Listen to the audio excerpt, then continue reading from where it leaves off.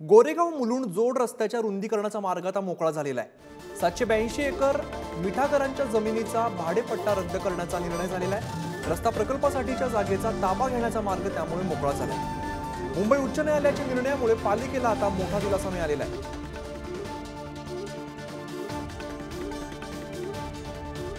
निखिल चव्हाण आमचे प्रतिनिधी अधिकची माहिती देत आहेत। निखिल, गोरेगाव मुलुंड जोड रस्त्याच्या रुंदीकरणाचा मार्ग आता मोकळा झालेला आहे, काय नेमकी माहिती आहे?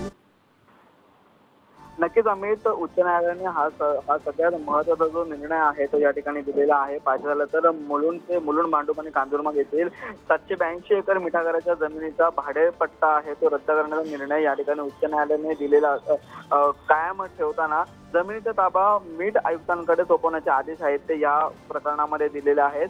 विशेष म्हणजे न्यायालयाच्या या निर्णयामुळे मुलुंड ते गोरेगाव हा जो जोड रस्ता आहे म्हणजे JVLR मार्गाचं जे विस्तारीकरण होणार आहे त्याचा आता मार्ग आहे तो मोकळा झाल्याचं या ठिकाणी पाहायला मिळतं। या संदर्भात न्यायालयाने सांगितलेले आहे की जमिनीबाबतच्या पूर्वीच्या कार्यवाहीतील अंतरिम आदेशामुळे प्रकल्पासाठी संपादित करण्यात आलेली जमीन ही मुंबई महापालिकेला ताब्यात घेऊ शकत येत नव्हती, परंतु प्रकल्पासाठीची संबंधित जमीन आहे ती आता महापालिकेने योग्य त्या कायदेशीर प्रक्रिया करून ती ताब्यात घ्यावी असे आदेश आहेत ते या ठिकाणी न्यायालयाने दिलेले असताना येणाऱ्या काळामध्ये आपल्याला हा जो संपूर्ण पट्टा आहे तो या रस्ता रुंदीकरणाच्या किंवा मग मुलुंड ते गोरेगाव जो लिंक रोड बनणार आहे त्यासाठी वापरता येताना आपल्याला पाहायला मिळणार आहे। अमित, निश्चित निखिल, धन्यवाद या सगळ्या सविस्तर माहितीसाठी।